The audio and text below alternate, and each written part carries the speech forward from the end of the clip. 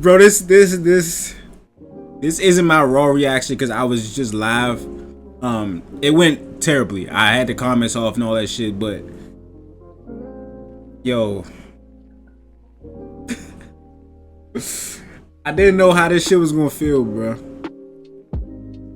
I did not know how this shit was gonna feel. And my camera is bright as fuck. I think everything's just bright right now in my life.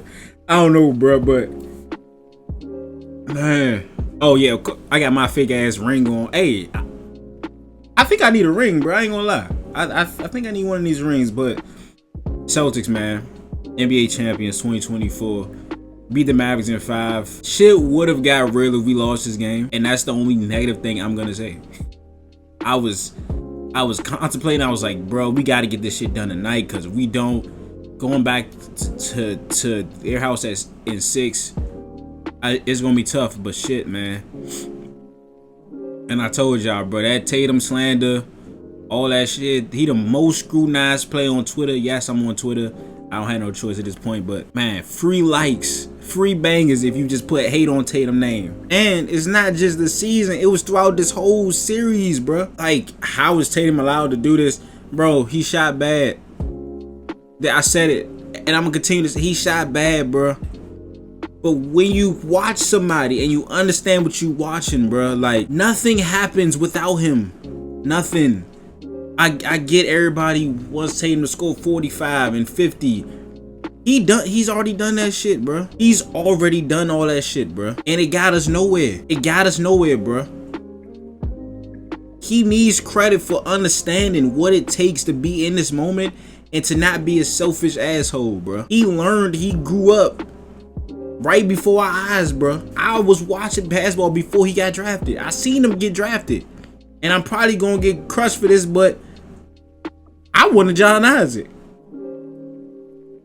And it was not because of Tatum, who he is as a player. At that time, it was IT, it was A.V. Bradley, it was Jay Crowder, and it was Al Horford. That is a small ass team. And I thought John Isaac was gonna be the best defender that I've ever seen. Now, in times that he's not hurt, he's a top 5 defender in the NBA. But goddamn it, was I wrong. That was like 12-year-old me or like 13-year-old me, so I didn't really know. All that talk about him not scoring, all this other shit, not shooting good, and in the game that closed it out, he does this. In the game that closed it out, he get one of these, man. Come on, man. Hey, we can't draw it up any better than this, bro. We can't. Conference finals, we sweep them boys. In the first round, 5. Second round, 5. Conference finals, sweep. Finals, 5. And it didn't seem like it was that easy, bro. But if you look back at the shit, like, we breezed through the playoffs. And Tatum was just amazing in this game, bro. It was so many times, except for the of course the ones at the end of the quarters, but there was so many times I thought Tatum was going to settle on that sidestep 3 or that step back 3, and he used it to his advantage, and then he did it like he was going to do it, and he exploded past somebody. Now the finishing at the rim is still something that needs to be improved on, but fuck it, it doesn't matter. It doesn't matter, bro. None of that shit matters. Once they win, no banter can penetrate us. Pause. No banter can mess with us, bro. None. And for the final 2 minutes, when Joe subbed out Kristaps, he put Al in. After that, bro, I started to feel it, bro. I started to, like, I was thinking about it, and I started to tear up, bro. And in the live stream, I was tearing up. I was trying to hold it in, but then when he started taking people out, bro. When he took Jaylen and Jason out at the same time, I was frozen for like 2 minutes, bro. I lie to you not, I was frozen for like 2 minutes, bro. And I didn't know what I was seeing. I was not processing correctly. My feelings was, I didn't know what to feel, bro. Like, I was just sitting there like, nah, is this shit really happening, bro? Like, is this shit really happening? And then the buzzer sounded, and then everybody went crazy, bro. I don't know, bro. Like, it's amazing, bro. It's amazing. And oh, I can't just talk about Tatum. I'm sorry, Jaylen Brown. Your NBA Finals MVP. I don't want to hear nobody saying it should have went to Tatum. I agree. But if that's gonna overtake talking points, especially from Celtics fans, I can't respect that shit, bro. We just want a ring. Finals MVP is not what we focused on, bro. We just want a ring. So please do not get into no unnecessary back and forths about, oh, Tatum should have, oh, Brown this, Brown that, oh, Tatum can't be number one. Shut up. Respectfully, I love you, but shut up. We are no longer ringless. Tatum's hand is no longer ringless. Brown's hand is no longer ringless. And Brown, man, this is what it means to be a duo, bruh. This whole playoffs is what it means to be a duo. When Tatum is not scoring well, who is? It's Jaylen Brown, bruh. And also, the playmaking, the constant driving and making plays in the air with your athleticism. Acting like you about to go up, pass it off. Hitting, like, I think him and Tatum had about 17 assists in this game alone. And Brown has been playmaking so much better in these playoffs, bro. Like, the progression from last year where 90% of Celtics fans were coming for his head, bro. He got his opportunity to be the number one player in a crucial moment in the Game 7 with Tatum rolling his ankle on the first play of the game. And he failed miserably. He will tell you that. He failed miserably at one of his only attempts to be a number one when it really fucking matters, bro. And he shitted the bed. Absolutely pooped on himself. But in this playoffs, bro, every single series, when we needed Jaylen Brown to do something, bro, he did it. And this game, the defense on Luka, the assists, everything, bro. Everything. He deserves it. It's cool if you think Tatum was supposed to get the Finals MVP or the Eastern Conference MVP. But Jaylen Brown damn sure deserves it too. And then Al Horford, man, I can't, man. 186 games. Playoff games. Without winning a ring. I would not be able to forgive this team if they shitted the bed for Al in this playoff run. Because just like Tatum said, we don't know how much time he has left in this league. We don't know how much time is left for Al to be a contributor on a real team. We don't know. And just season after season, he continues to come back to be our Dominican king and plays his ass off and does whatever we need him to do. Derek White, man, and Drew, the best defensive backcourt I've ever seen. Drew just did everything. Those offensive rebounds are primarily them two guys crashing, bro. As the defense is looking up at the shot, Drew and Derek White are crashing, trying to get them offensive rebounds, bro. And the offense went cold for like the entire end of the third into the fourth. The offense was putrid. We had like 3 rollout jumpers. We missed like 7 layups, and we played defense. And it just reiterates what I've been saying this whole season, bro. All the offense is pretty. All that shit is pretty. Hitting the threes, the math game is pretty. How the Celtics win a championship is defense. It's a saying as old as time, bro. Defense wins championships. And when the Celtics play defense, seriously, this season, nobody can beat them.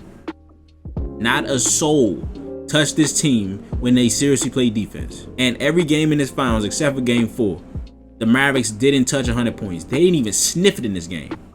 Didn't even fucking sniff it, bro. And what happens? You get one of these. Not this, but you're going to get a way better one than I got. But, hey, next year, that opening, when they get their rings and a banner, slim. Hey, on my mother, we here, man. We doing some. Oh, Sam Hauser, brother. Yeah, I'm calling you brother. You're my brother. Sam Hauser, man. Game 3, we needed him. His best 3-and-D game in terms of play and the moment. In the finals. Easiest. His best 3-and-D game ever. Then you come out in this game and you give us some more of the same, bro. Sam Hauser. This was a series where people was not sure if he would hold up against Luka, against switches against him and Kyrie. Is he strong enough? And it was also coming off a series where he shot like 9% from 3. What's the best time for Sam Hauser to find this stroke from deep? in the NBA Finals, bro. And that game 3, he just put on both sides of the floor. This game, putting on both sides of the floor. And I designated Heaver, Hall of Fame Heaver. I need that badge in 2K next year. I'm talking to you, Ronnie. Paint Pritchard, man. And bro, I'm seriously telling you, in game 2, when he hit that one, we absolutely needed that shit. Like, we needed that so bad, bro. Like, that changed the trajectory of that game. And this one, I turned around on it, bro. As soon as I seen Pritchard caught the ball, I turned around and did like these. And then I heard the crowd go wild. I went crazy, bro. Great substitution. Oh, Joe Mazzulla, man. Speaking of substitutions, how much this man has grown as a coach. From him not using timeouts, even though he had his reasons. He wants his guys to play through it and to be able to not be bailed out in situations where the game isn't going their way. It is a valid reason, but sometimes you still got to call a timeout. Times where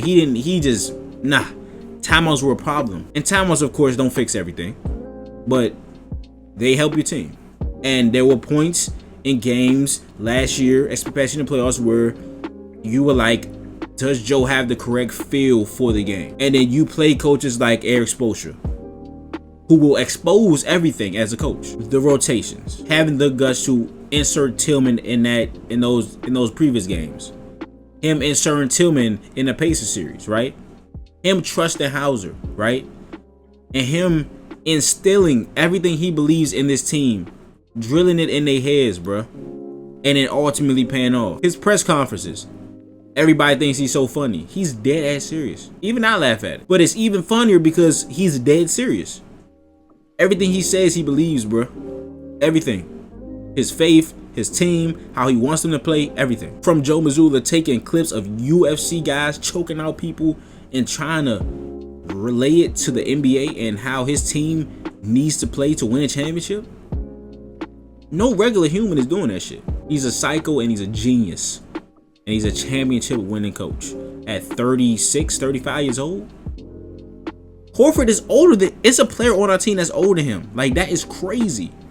That is crazy, bro. But, and of course, Brad Stevens, man, you made those moves. First move you made, hey, listen, I'm the GM now. I demand Al Horford to come back. And at that time, I was not upset, but I was like, damn, that's a lot, because it was Kemba's contract and it was the 16th pick in the draft. That turned out to be Sengun. And I'm like, hold up, we giving up the 16th pick for Al Horford? I understand the contract situations, I understand that.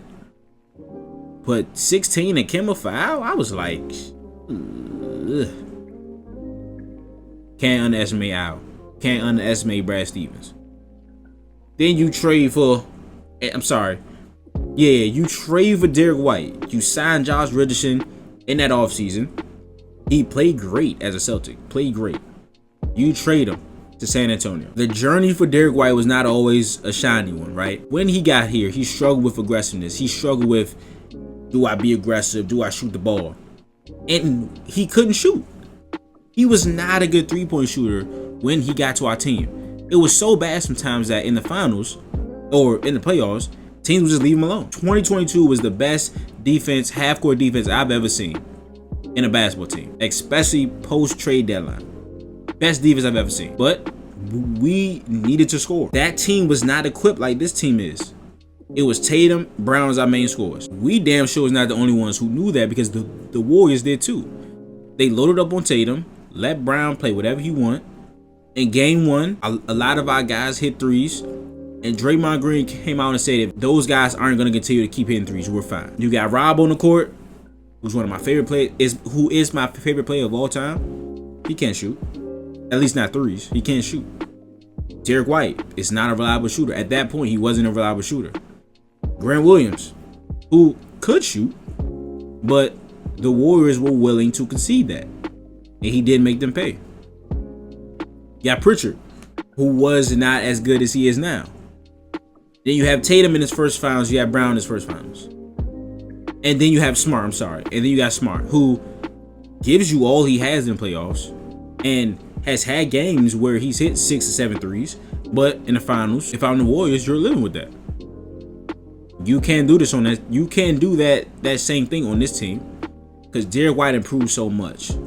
The jump he made as an offensive player and his progression as a Celtic has been insane. Internal growth helped us, and then you acquire Kristaps Porzingis. You make the hard decision to trade the heart and soul of your team. You're Marcus Smart. You trade him. It hit me like a 12 gauge, bro. I still got the video up. It hit me like a 12 gauge, bro. But when you see the return of Kristaps, the 25th overall pick, and a future pick from the Warriors, there's nothing you can say. 25th overall pick, we trade back a couple times, that becomes Jordan Walsh. The pick that we got, the 2024 pick, I think it was top 3 protected from the Warriors. What do we do with that? We put that in the Drew Holiday trade. You trade Robert Williams, you trade Malcolm Brogdon. When they traded Rob, bro, I was stuck. I didn't feel like you needed Drew that bad. And I felt it was an overpay. But at that time, I did acknowledge that overpays work. And this could very well work. Because with the team of you adding Kristaps and Drew, that shit most likely gonna work. And I knew it at the time. So I'm like, yeah, man, that shit hurt that Rob is gone. And I think it's an overpaid, but it could work. And guess what it did, man? It worked. It worked. But that's the video. I will be seeing you guys tomorrow. Maybe 2 vids, probably 1 or 2, but Tatum vid coming, defense vid coming, Drew, everything. Every video I can even think of is coming out for y'all after these finals. But the Celtics, again, are your champions. I appreciate you guys for sticking with me through this whole time. Man, this year has been crazy, the support, but it don't stop here, bro. Just because the NBA over, don't mean Nick NBA over. So we still here. Again, I appreciate y'all, man. All love. I want to see the love in the comments. I want to see all the love, man. But that's the video. If you enjoyed it, please leave a like, subscribe, share it in everyone as you can. Just tweet out there a little bit more. I will see you guys in the next video. This is Nick. Peace.